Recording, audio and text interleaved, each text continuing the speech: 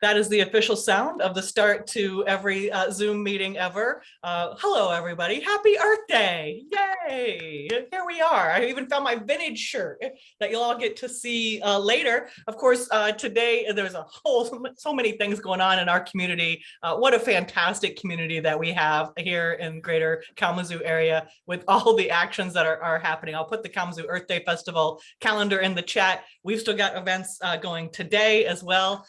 Do I see Terry here to give it the real plug? Not quite yet. She will do a much better plug than I will, but I hope to see many of you this afternoon from 2 to 4:30 down at 125 Exchange. There'll be a Earth Day celebration with Church Women United and the Kalamazoo Climate Crisis Coalition.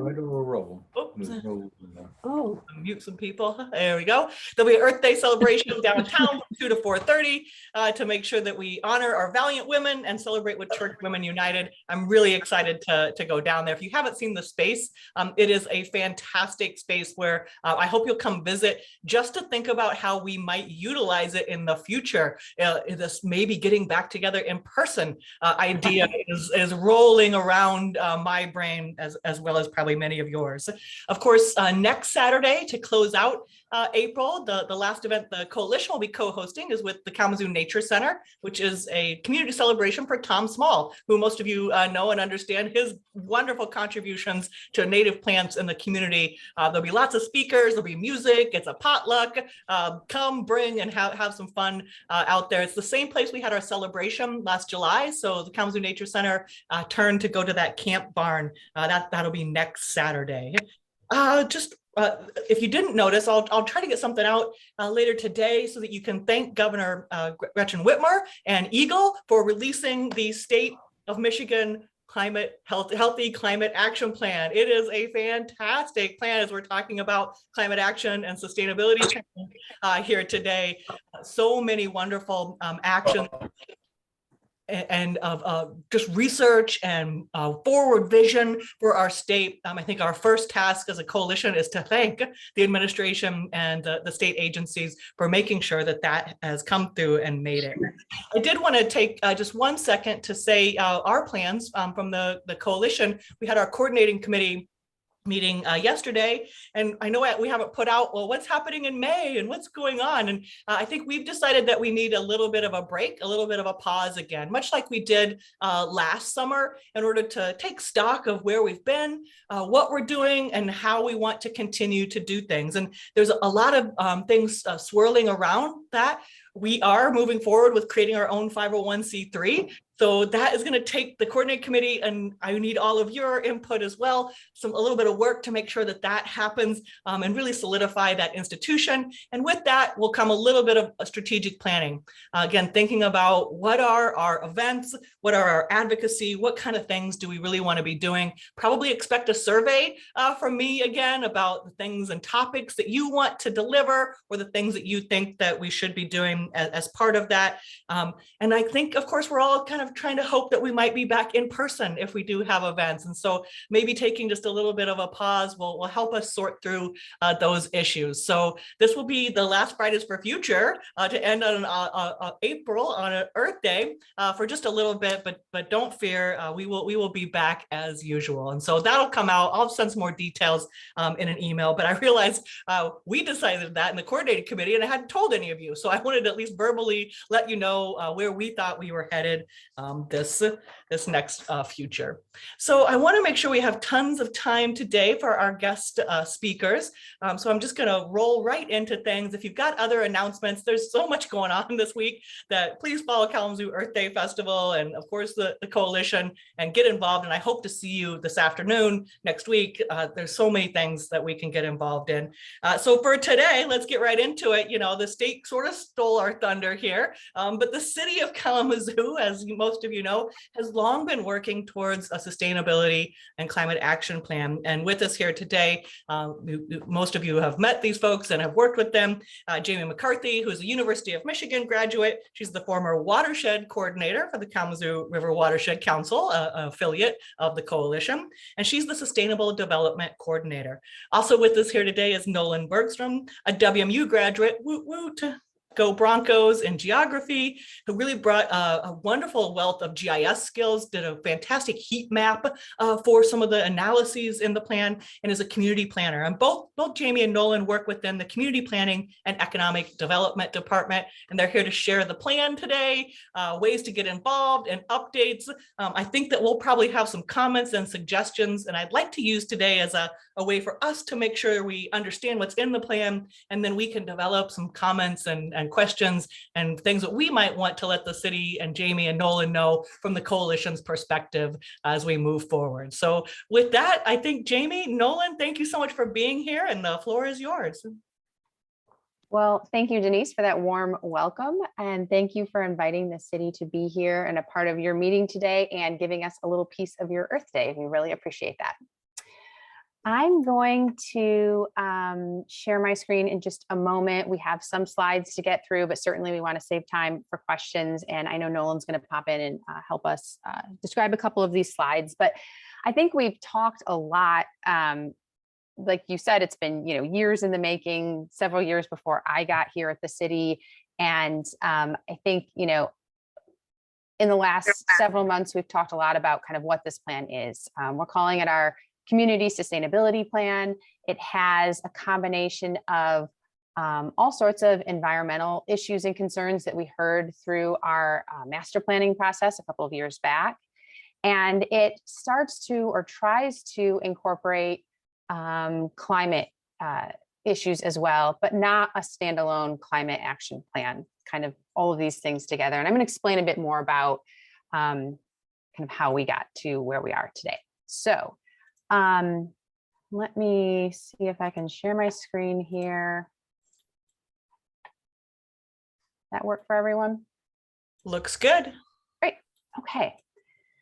So, in my humble opinion, I think this is a very exciting time at the city right now. We are very close to adopting our first ever sustainability plan. And so I think that just kind of, it says a bit about where we are in our sustainability journey. It's early, but I think that it's also very exciting and we have a lot of opportunity as well.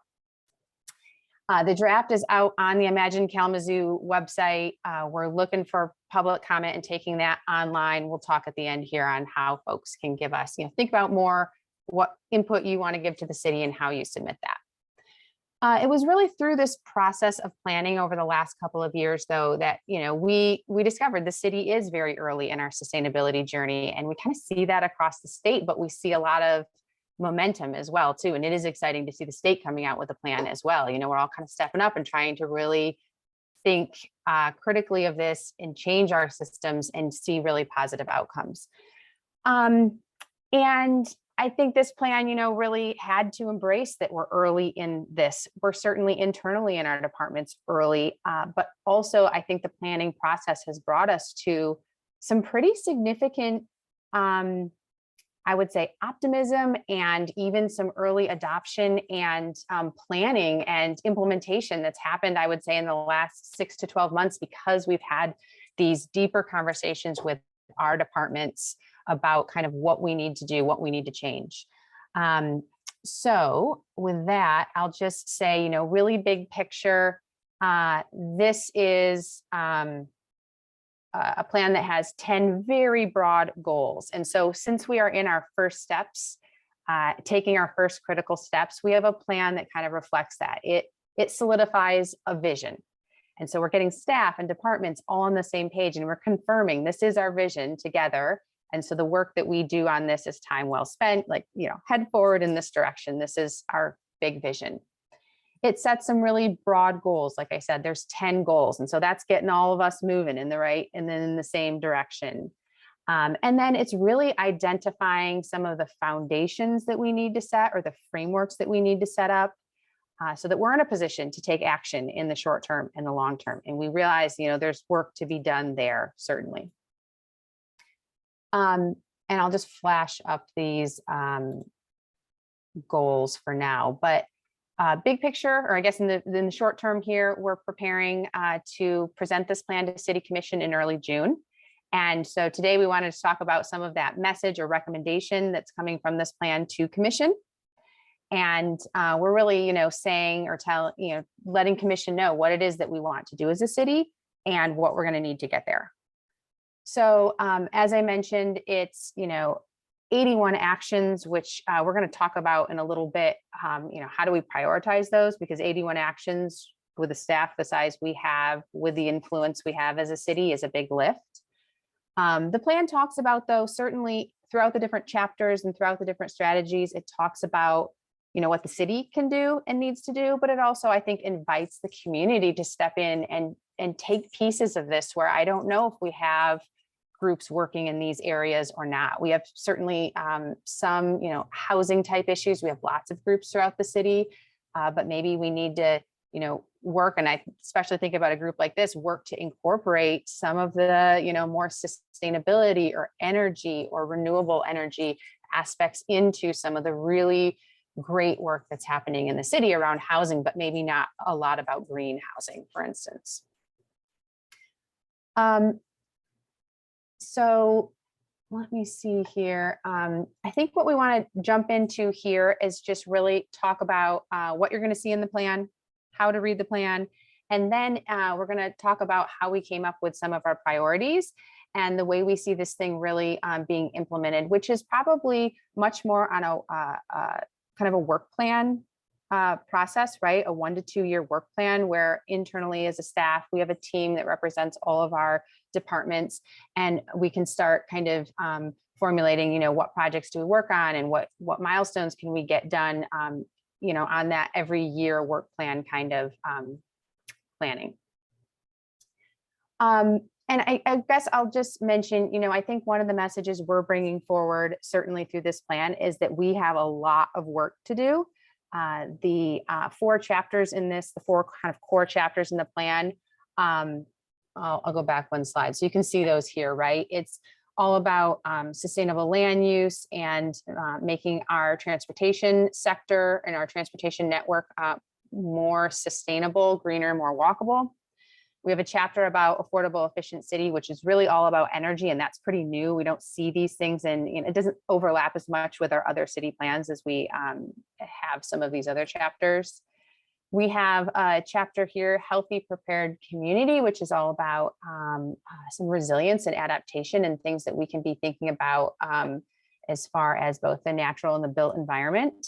And then green circular economy, I think, is another one of those chapters that does not overlap as much with any existing city plans. It's a bit more unique in that way.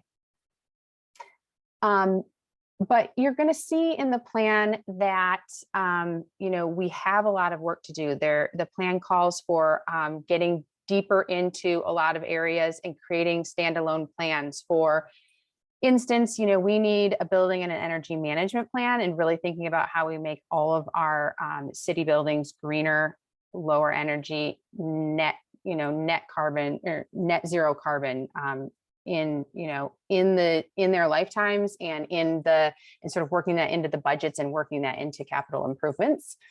We know we need a citywide stormwater master plan if we're thinking about flooding and water quality. We're starting kind of in the early steps of EV infrastructure for the city, but we know, we need to think about our fleet, how we can have, I know we have some aspirations to have fewer fleet, but also to transition those to EV, and how do we do that in a stepwise fashion that kind of fits with the technology that's out there.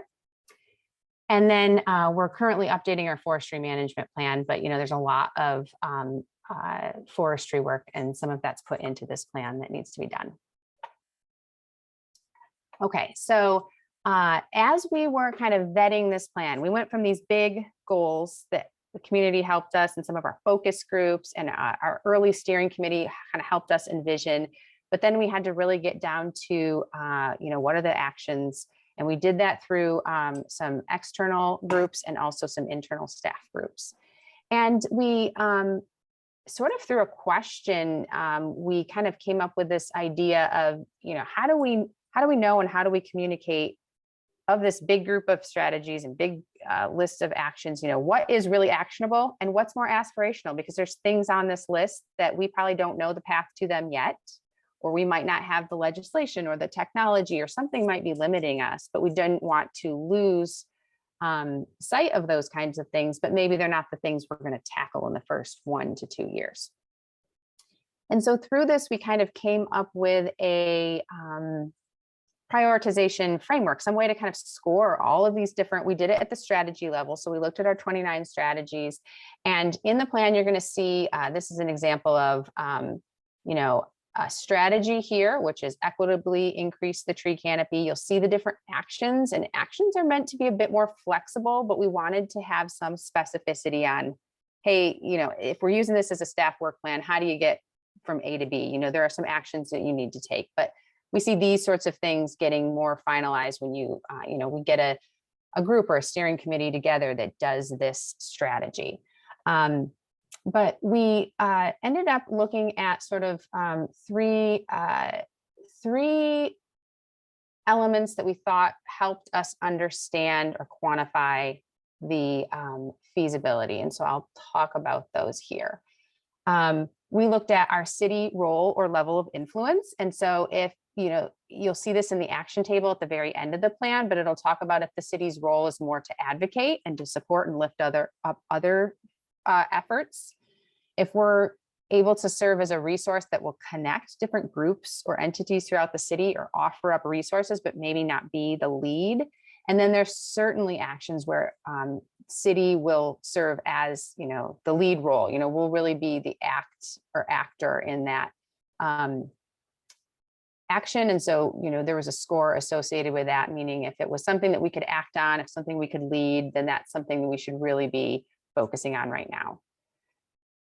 Similarly, we looked at timeline. We knew that for all sorts of different reasons that some things will take longer or shorter, or some things might start a little later. And we tried to quantify that and say, hey, if this is something in the short to midterm that we had to be working on, or we could get done quickly, we would give it more points. And then funding is certainly, we wanted to really look at anything that had no cost, low cost, or we had a great funding source for it already. Really bump that up in our priority list. If it's something that's maybe high cost, or we just don't know where that funding comes from. For instance, stormwater or flood mitigation, we know we need to create a revenue source for that. And I think we have some ideas that we're talking about, but that money isn't there. It's not waiting in a fund anywhere for us to grab right now. So at any rate, all of these things, were added up and we got a feasibility score. And then I'm going to let Nolan in a few minutes show us kind of how the scoring worked out. But I'll just show you, this is kind of a snapshot, right? We had all of these strategies and we kind of ranked them by the sum of those 3 scores. And so we started seeing things kind of come to the top, right? And we thought, well, if these have kind of high scores in all 3 of those areas, we were going to call them really our priority actions that we needed to work on getting them to launch quickly. We had this sort of middle group that we called opportunistic, because we knew if any one of the things in those sliding scales changed, then we might be able to go after it right away. But right now, maybe it was sort of in the middle and we kind of had to wait for or work on maybe physically changing some of those feasibility factors. And then we had our horizon group. These types of strategies scored much lower. They had like either big funding problems or challenges that we had to meet, or maybe we didn't feel like the technology or the legislation or some, maybe the policy wasn't in place, but we certainly didn't want to lose sight of these. And so we kept them on the list. I think in some plans, if you don't think it's very feasible, why would you put it on your list? But we really felt like if we're looking for the environmental outcomes that we want, we kind of have to keep these things in the back of our minds. And also because if funding is the only limitation, and we know that's the one thing we're looking for, perhaps when that grant opportunity or that, we're seeing state and federal funds right now really coming in, that you can grab that up and make that project very feasible very quickly. So we kept those on the list as well. We knew that feasibility wasn't the only important thing, though, especially working with a lot of our initial steering committee. And we had a committee of ECC members, that's the city's Environmental Concerns Committee. who we had sort of talked about, how much benefit do some of these strategies have for climate, specifically climate mitigation, or helping our community adapt to the changes we're seeing from climate change. And so we had a second score here, and this was sort of 0, I can't remember, it was like 0 to 12 or 0 to 14. What do we have here? How well these strategies helped achieve climate mitigation or adaptation, right? And so we ended up kind of adding these scores together to give us some sort of ranking to say, was this both a highly feasible project, and was this both a big winner for climate mitigation or climate adaptation? And maybe that would help us understand, like, what are our top priority kind of projects that, we are in a really great position to try to tackle and complete now in the next couple of years. And so with this scoring, we were able to kind of come up with what we have in the plan as our top 6 strategies for sustainability. And I know Nolan's going to pop in and tell us about these and another set of strategies that we have. But we're going out to the community this month and next month and really asking folks if this matches the community's values. Are these the things that we should be working on now? And so I'll let Nolan pop in and tell us a bit about this big table. Yeah, thanks, Jamie.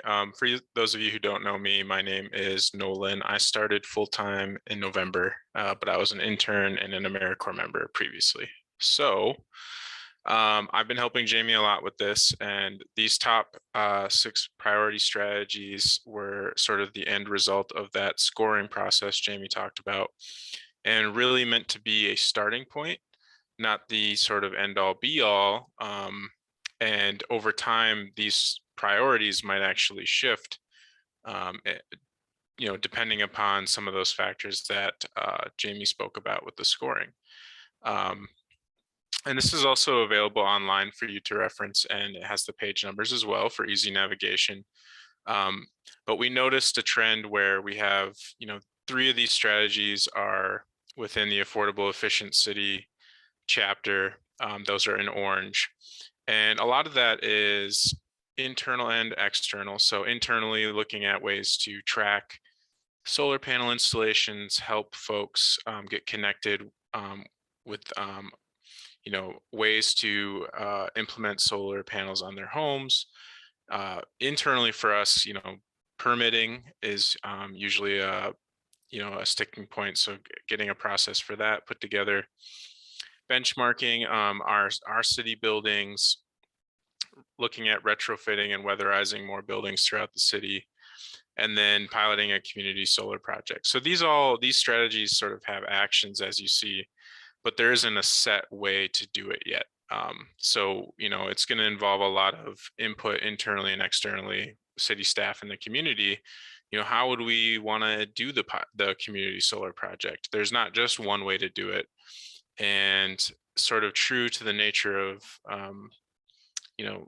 sustainability, we want the plan to also be adaptable and flexible when it comes to how we implement. And so these priority strategies may change, they may shift over time as conditions change. You can go to the next slide, Jamie. Thanks. And so similar to these top 6, we also recognize some strategies that we know are a high priority for our community. So one of those being, mitigating flooding to protect people and property. We know that's a big one here. Our city's in the floodplain, not unlike a lot of other cities, but, as we think into the future, how do we mitigate that flooding? And it's going to take a lot of resources to do so. So that one is one that we know we can't, we may not have the resources now to get going on it right away, but we want to keep it in the front of our mind as we implement, and maybe something changes with those conditions. The scoring for feasibility, maybe something changes and we can shift it right up to a top priority and get going on it right away. But some of these we also have sort of started working on in the background. I don't know if many of you know, but the Public Services Department recently completed a street tree inventory, which was sort of a jumpstart to looking at managing our street tree forest within the city. And the last time that had been done was 20 years ago. So some of those sorts of things are happening concurrent to us working on the plan, which is great because it helps us understand where we need to start and where we're headed. Same thing with electrifying city light duty fleet. I think nationally at the state level and even locally, it's starting to gain more traction, right? I think the pandemic has helped us realign our priorities a lot. This being one of those. And same thing, I guess, resilient stormwater infrastructure goes hand in hand with that flooding, where that's going to be longer term, but we know that it's a priority for the community. So we want to keep these on our radar at all times to make sure that we're understanding when we can kick these into high gear when one of those conditions change and it becomes more feasible.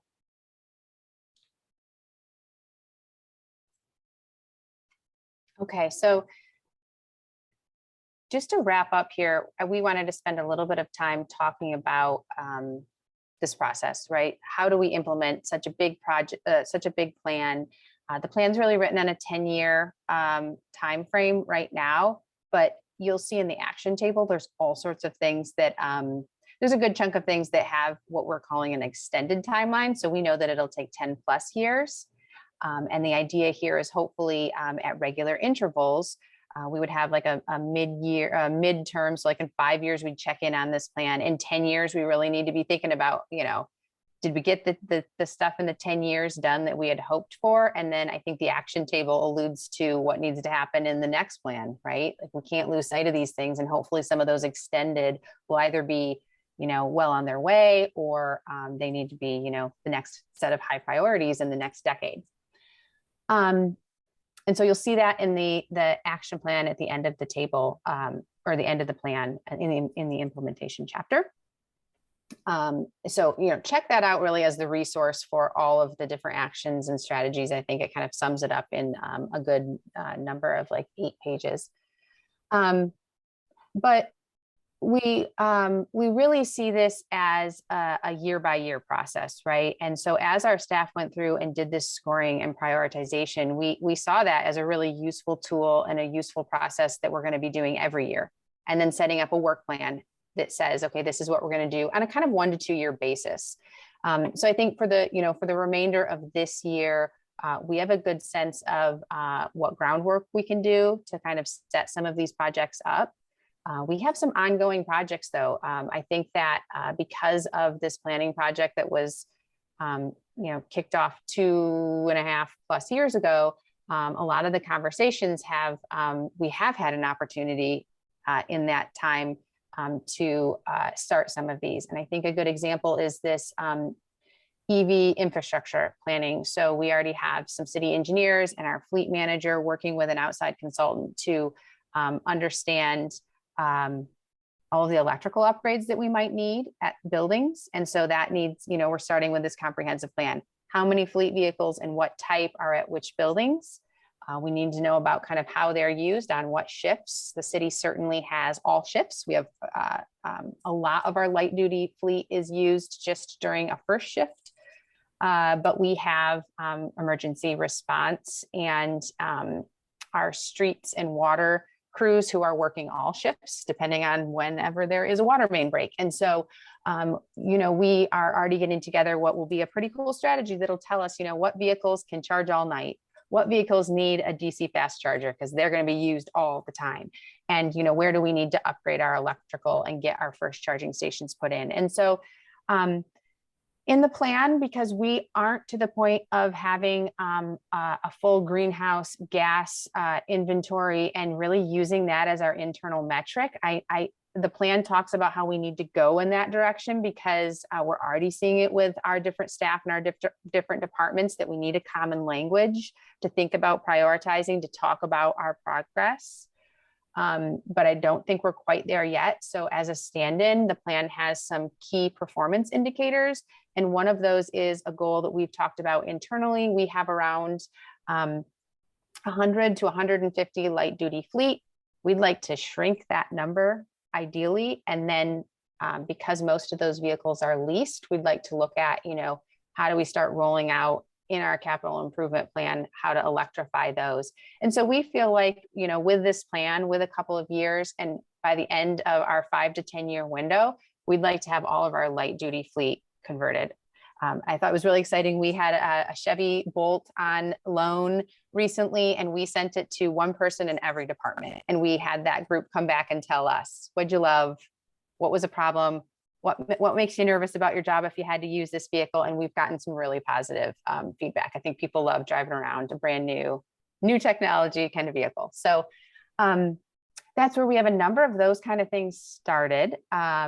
We know that we want to do some of that groundwork for solar permitting this year. We are going to continue with our EV planning. We're just finishing the first energy benchmarking and starting to use Energy Star portfolio manager to start an inventory of our buildings and not just look at them from their mechanical and function kind of perspective, that we want to look at energy too. And so we have City Hall, we're just finishing our benchmarking on that one, and we'd like to bring all of our buildings online eventually in that way. We're continuing. We've got some really great progress in our lead service line and the lead drinking water pipes. We have a lot more work to do. We also have an interior lead paint remediation program. And so those are kind of ongoing. We are unveiling our new street design manual, and that has a ton of stuff that I think is going to help with walkability. Even in this plan, we're talking about how we need to incorporate vehicle charging into the street design manual. So it gives every private development some guidance on how to put that into the public right of way. But tree planting continues. We have a gardening neighborhood program that we're coordinating with, partnering with KBCC, and we have FFE dollars for enhancing some of our weatherization, home weatherization programs that exist in the city, and sort of bolstering what we have and trying to increase and improve. So a lot of stuff that we're going to continue in year one, but then in year two, we know that we need to move into some of our solar planning and pilots. Kalamazoo, just especially in the city, especially in city government, we have a lot of opportunity for solar. We have a lot of big buildings. We don't have a lot of big open space, but there is some opportunity for us, and we need to kind of understand that and accelerate that. And then I know, like with our neighborhood weatherization program, we want to get, a multi-year plan in place so that we can be asking for the funding that we need, and especially something like FFE, who's been really open to funding that. We know that if we can kind of give them an outlook of an outlay of what dollars we're going to need over the next 5 to 10 years, we can probably get some good support for that. We have a bunch of code and ordinance updates. We don't want to stop or hinder or burden what we want to happen. And so we have a bunch of areas in the plan where we say, hey, especially in my department, mine and Nolan's department in community planning, let's dig into these, let's find the barriers and change those, because those are our local zoning and we have the ability to do that. And so I know starting next year, we'd really like to dig into that and get those sort of fixed up. And then we're coming out with our city's housing strategy, and we know there's all sorts of opportunity there with our housing partners and folks who are building affordable housing, and how do we make sure that it's very green. Even the program, the sort of small program we have at the city right now with some of our partners, the attainable housing program, all of those homes are being built as zero energy ready. And we had 4 projects that we piloted this past year that have solar panels on those homes. So those are being offered at really affordable prices. They're $120,000 or so homes, and they have, all electric systems and solar panels on the roofs. But sort of in addition to this plan, we know that we need to be able to make some recommendations to commission not only, how to do it, which is kind of what the plan says, or what direction to take is what the plan says, but, how do we internally really get our arms around this? How do we make it happen, right? And so, our recommendation certainly to commission is adopt this plan. We need something solidified, and we have a way to improve and change it and update it all the time. But we need a starting point. And so this is just the beginning, and we want, the city to have a plan moving forward. We know that for the rest of this year, kind of, starting this summer, especially this fall, it's budget planning season for the city. And so we are making a recommendation to commission that they support new staff for next year to help implement this plan.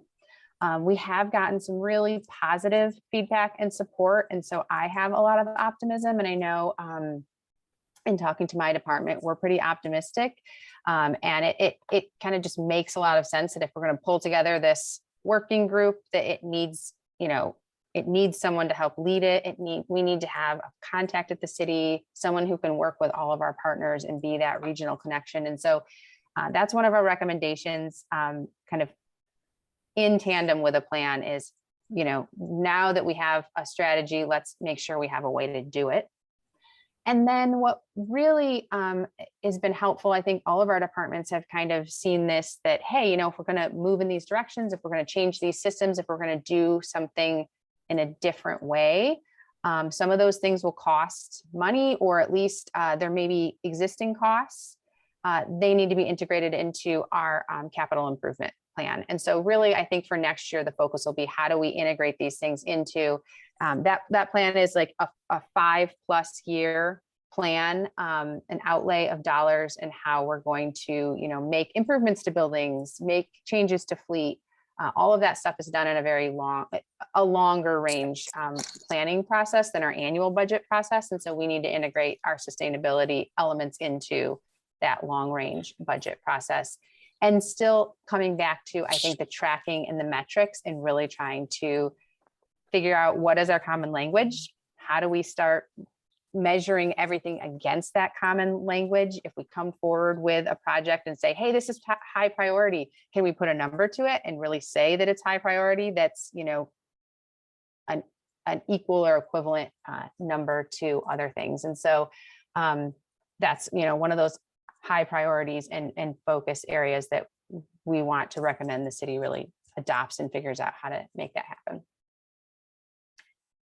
So I know we're getting close to 22, and I want to leave time for questions. So I'll kind of end there, but I do want to add, we're looking for feedback. We're looking for, we thought we needed to give community members a common question, because if you don't know where to enter into this process or this whole idea of sustainability at the city, I know folks in this group, you're probably some of the most aware, most informed folks, but we're trying to roll this out across the city. And so we wanted to ask folks give them a question to look at. And so on the website, it's imaginekalamazoo.com. You'll find a sustainability page. We're asking folks to give us some feedback on those top 6 priorities. Did we get those right? Is there something that we missed that should be high priority? Is there something we missed that you just should be in the plan somewhere? And so there's certainly ways to give your feedback online. Folks are more than welcome to drop a note, a letter, anything that you want into our City Hall drop boxes. So that's right down there, 241 West South Street. And then I wanted to put in a plug for our virtual town hall that we're doing next Wednesday at 5 o'clock. We're going to kind of give a short presentation, but then really walk people through an exercise to help them give us some feedback and give some input into the plan. So I will leave it there, and Denise, hand it back to you if you want to help us with questions. Absolutely. Well, this group is collegial, so the first thing that we do is give you a round of applause. Everybody knows this drill. Thank you so much for coming and sharing this really important work. And for those of us that have been around for a while, I think it's year 10 that I've been trying to work on the city sustainability. But so it has been a long process. There are some questions in the chat. Steve, you and I have the same question, so I might give it a little context for the first one.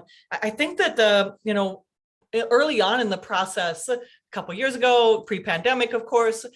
We passed a climate emergency declaration in the city of Kalamazoo. And some of those early strategies did include greenhouse gas goals. And I think there's still kind of a lot of question in the community, and that's sort of Steve's question about goals and accountability. And I heard you say a little bit maybe about why those kind of metrics, as far as, the state plan, carbon neutral by 2050, we're very used to those kinds of commitments in the climate community, and having a target goal by which we can then hold our progress accountable with some sort of metric. Can you say maybe a little bit more about, it seems like those goals, you think they're coming, or why those types of goals weren't included in this plan?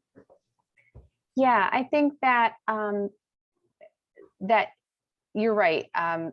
What I was trying to speak to a little bit is we need to get there, that we can't prioritize and measure all of this without having that common language. And I think, we're all seeing that common language is getting to the greenhouse gas standard. We had done a greenhouse gas inventory. Western Michigan University helped the city in 2013 and 2014 do a greenhouse gas inventory. And we, at the beginning of this plan, kind of looked into that. And when speaking with our ICLEI partners, they said, you don't have a community, you don't have a community inventory yet, you don't know where you're working from. And we've spent time and we've had some outside help to get us there. And it was something that we ran into enough barriers and gaps that it didn't get done in time for this plan. And we didn't want to hold this plan up because of that.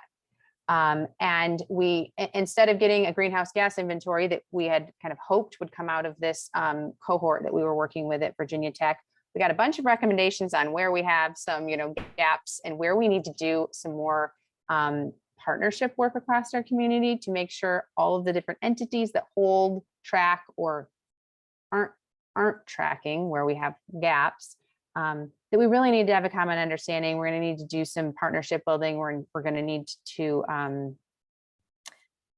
establish some data sharing kind of partnerships, or we're going to have an inventory that has a whole lot of assumptions. And I think that we just weren't comfortable with some of the broad assumptions that had to be built into putting out a number.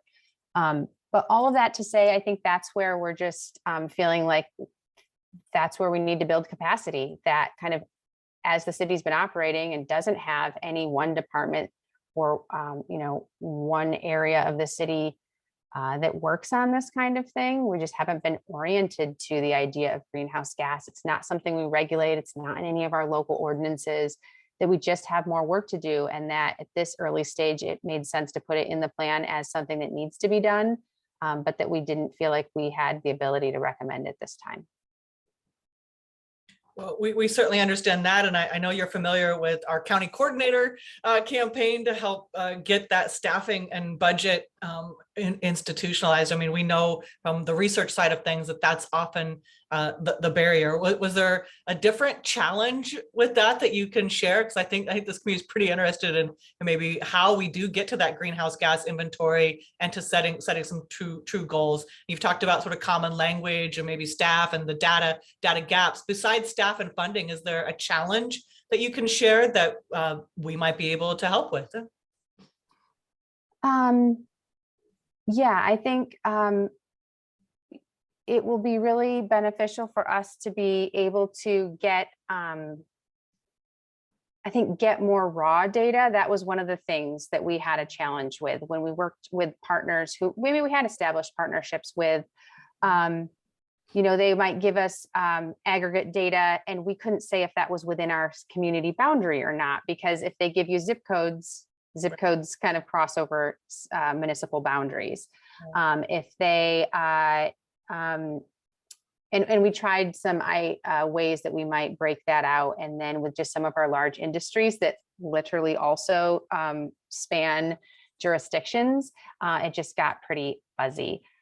We worked with CATS and our transportation partners, and they were able to give us data, but they, for all sorts of reasons, didn't always track and have data in the way that the ICLEI calculator would have had us input it. Yes. And that's partly because of the size of our community and how we are or are not regulated for certain things. Yeah. And we also would have to do quite a bit of work to get our we have some good transportation planning on bigger regional levels, but for all of our city level streets, vehicle miles traveled would probably take a bit more monitoring and tracking than we have. Again, I think there was ways that we could come up with really, broad assumptions and build those into and put those into a calculator. But that just started feeling like we were kind of Swiss cheesing a number. We also had a really hard time working with certain sectors that weren't well organized or weren't well consolidated, like waste. We don't have a municipal waste collection system. We have some of our internal data, but we don't have all commercial and residential waste. And then we have entities that didn't seem big or significant, but rail, certainly it was harder to work with some of those partners who are, transportation providers in the city, or at least have miles traveled through the city. But, some of those were gaps, I would say.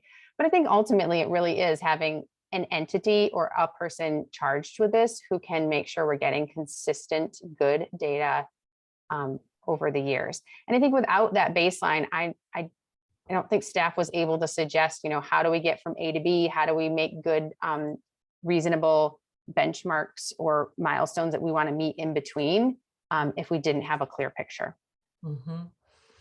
I think that makes a good case for a regional coordinator position still, my fine friends, as we've been talking about here.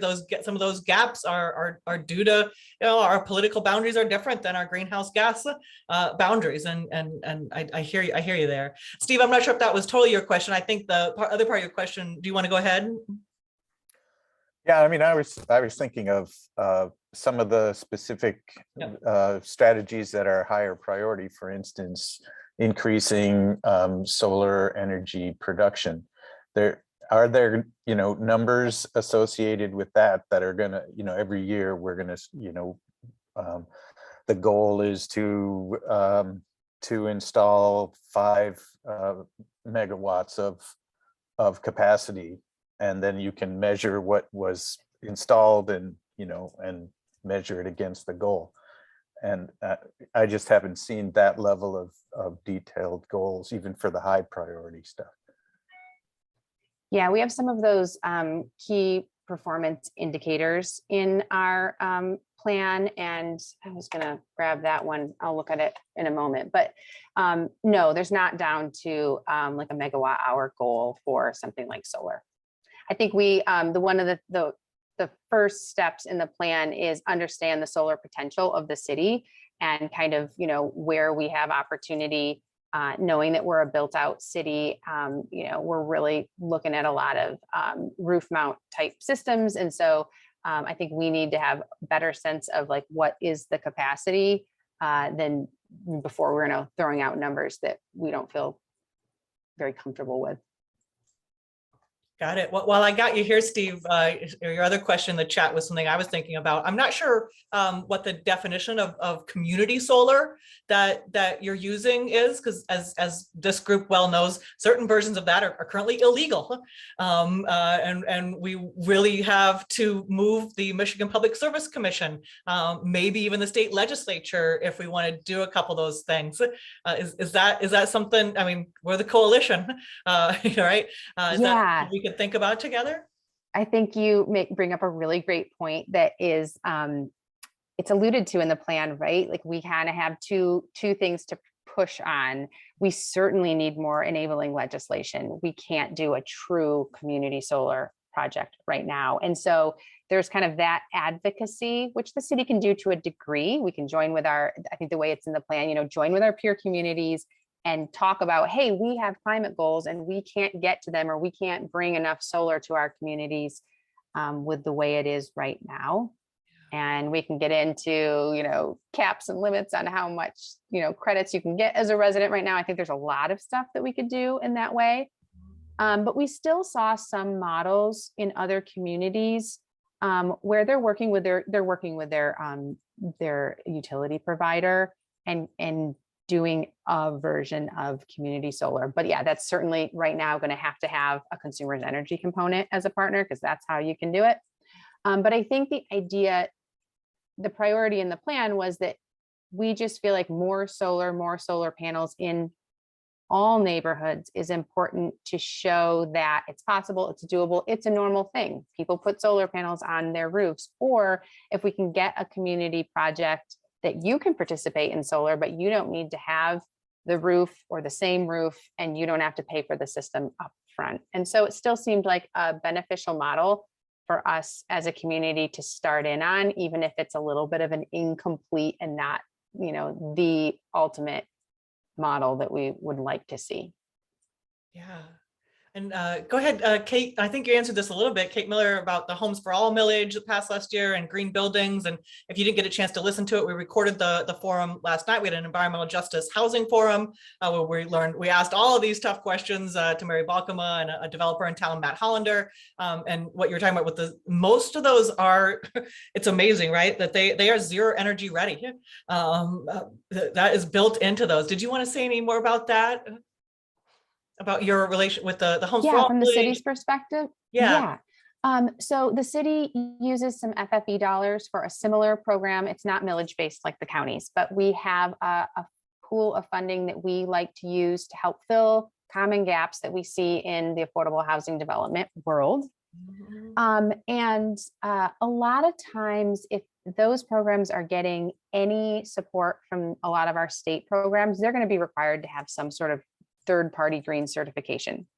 And so what we're thinking about at the city, we don't build our own housing, we don't own or operate, nor do we have an authority that owns and operates any affordable or low-income housing.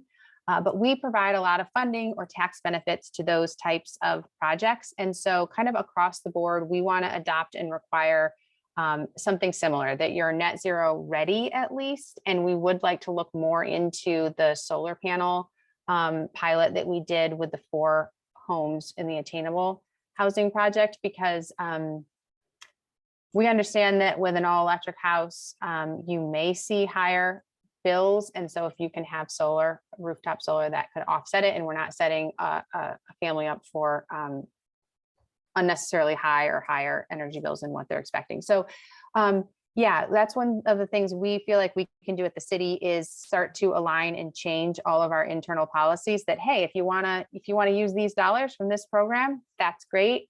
And, you know, can we have a separate fund set up maybe in that FFE like we have for Housing for All? Can there be another fund that says, hey, we're going to give you part of or all of the money to make sure that you can, you know, have a green building certification or have a net zero design, or perhaps solar. Yeah. Thank you for that. And I know Natural Resource Defense Council, a lot of folks were in town this morning to get a tour of the all-electric home from Attainable Homes for All down on Hall Street, right off Burdick downtown. I mean, it really is the future. We can actually see these things happening.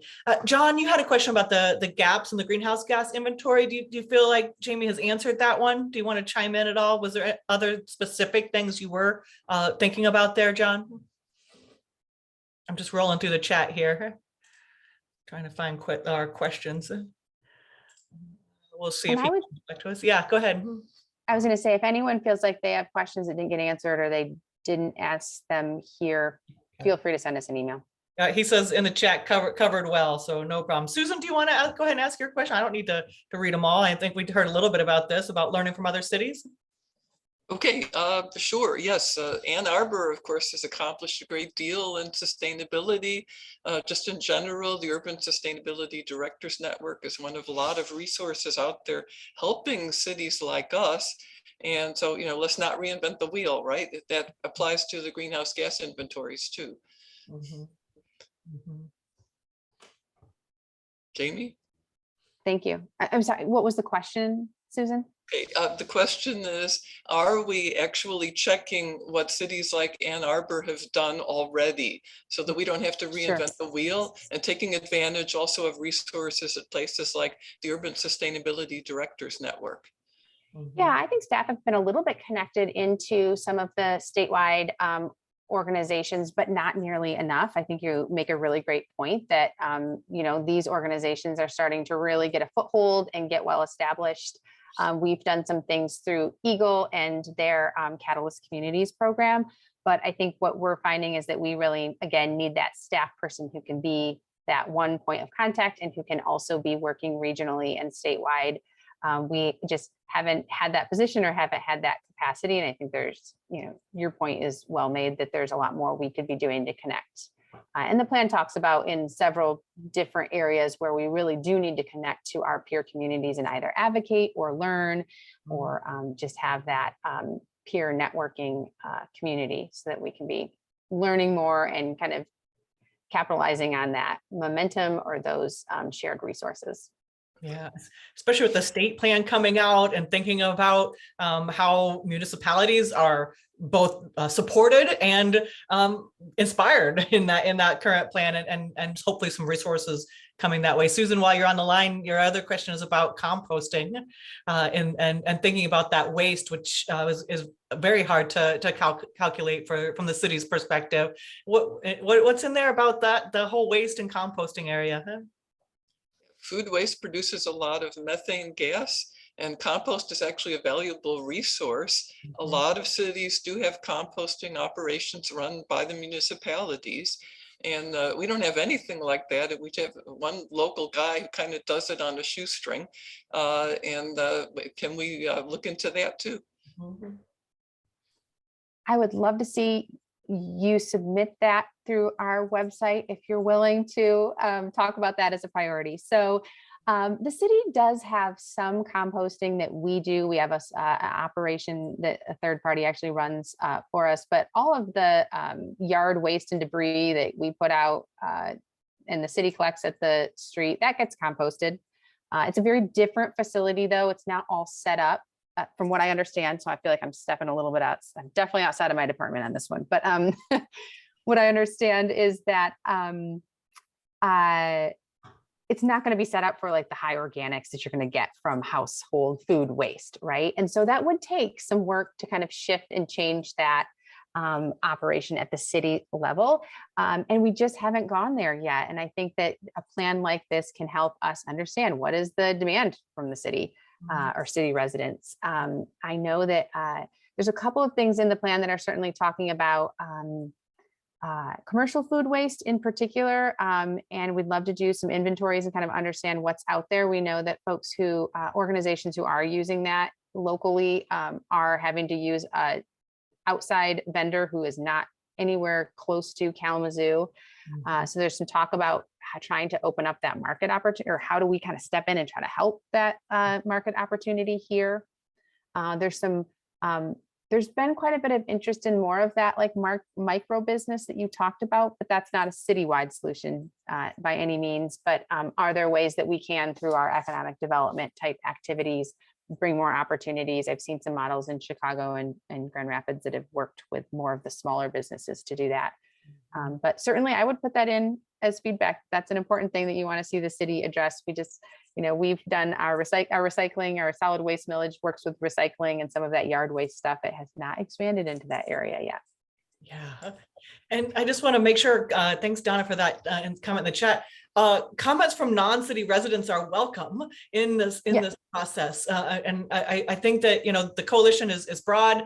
We represent a lot of Kalamazoo County here, but the Kalamazoo, in its climate emergency declaration recognizes its regional and leadership role. And I think a lot of the plan speaks to that and is looking for that. And Jeff, I appreciate your comment. That's the coalition is here to help advocate for those needs. We know that we need Jamie Nolan. Oh my gosh, right? This is an amazing 199 pages for you, all of you to read and get there next Wednesday and put in even more suggestions. It is an incredible amount of work that has gone into this. And these people have, it's like us, we're all volunteers, right?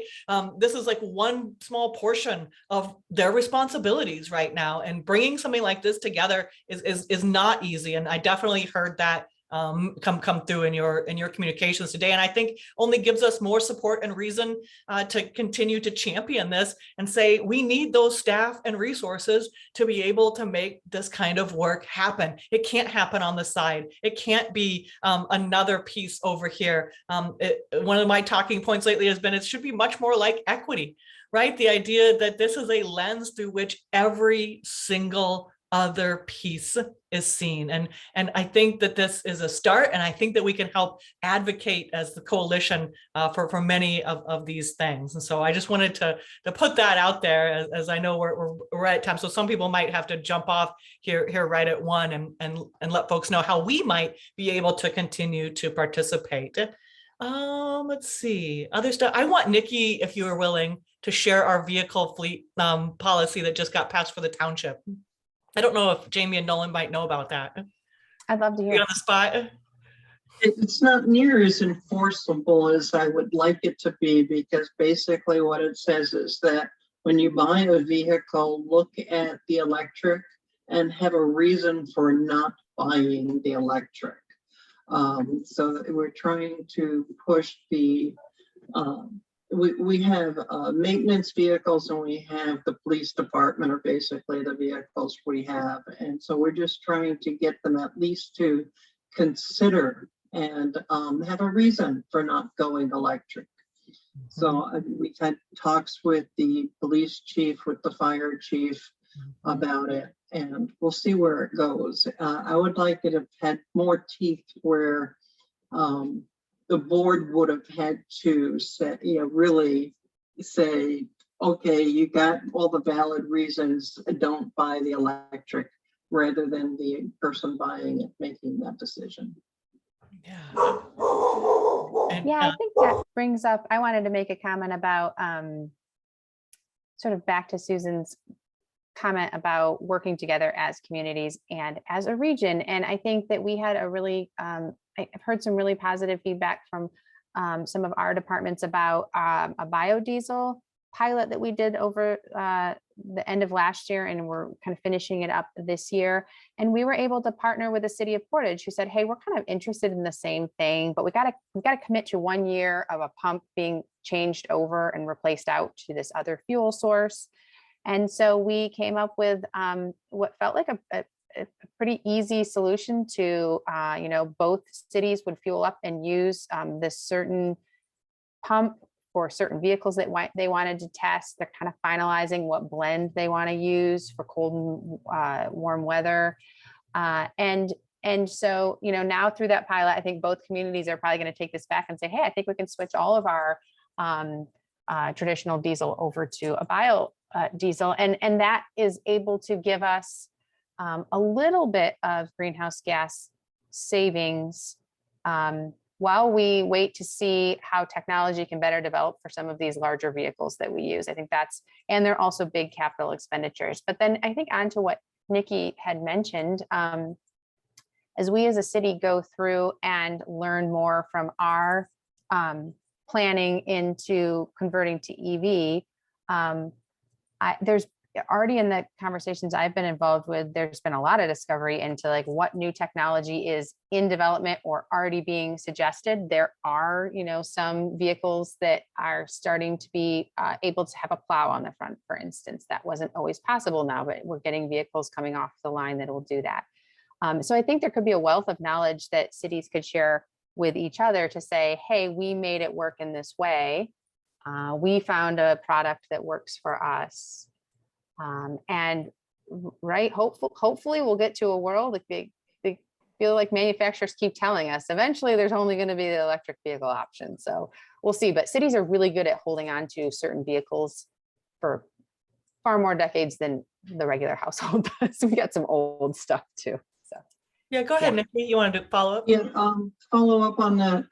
Like with the police department, there's a lot of articles out there right now about electric police cars, and a number of the cities that use them are more than willing to have people talk to their chiefs about them. So there is open communication. What are the problems? Where we find it's really helpful.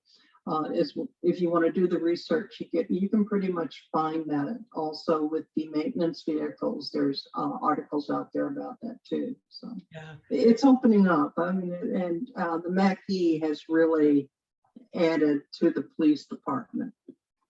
Yeah, I was thinking, could we all get a test drive with the Mustang Mach 4? That might convince some folks. But it has been a lot of education, and we're happy to share the resources and presentations from Kalamazoo Electric Vehicle Association to the township to do some of that education to get our own. Where I here in the township to move that needle was actually pretty difficult to get just that vehicle policy that Nikki's really been championing. I think Tim's question is the best one to end on. How, as concerned citizens, can we help promote and educate the public about this plan? What do you want us to be doing? Well, I think in some ways, some of the feedback we've heard is, and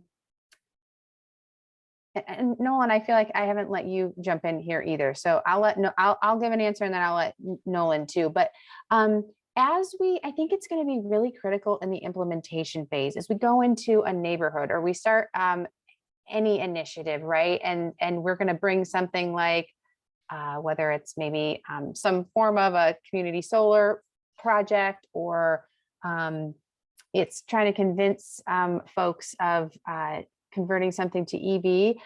The more that you can participate in those individual meetings, if it's the neighborhood meeting, it's great to have voices who can step up and say, hey, I have examples of how this is really good or how this has worked in other places, because things that feel new and different can be hard to change, especially at a neighborhood level. And you tend to get the folks who come out who are really attached to that place, and they know what they know what works or doesn't work in their community. And it's great to have a variety of voices who can inform that decision. So I would say, make it out to meetings, make sure that you're sharing the good experiences you're having with some of this technology or some of these different systems, and letting folks know that it isn't that different or it works really well.